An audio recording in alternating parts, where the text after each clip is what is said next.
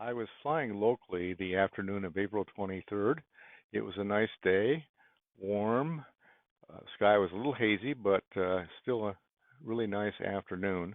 I was approaching Damien High School over on the west side of Laverne, and out of the blue, a peregrine falcon attacked. The bird made two passes at us. Here it is in slow motion so you can see the agility and also the speed at which they fly. They can fly up to 240 miles an hour.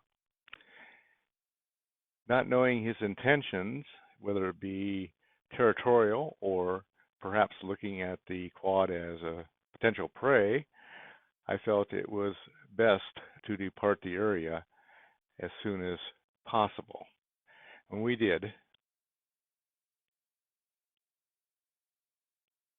was a clean getaway.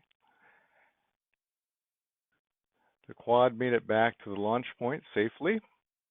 I examined it, found no evidence that the bird had been injured at all. The quad itself was in good shape and really didn't show any signs of contact.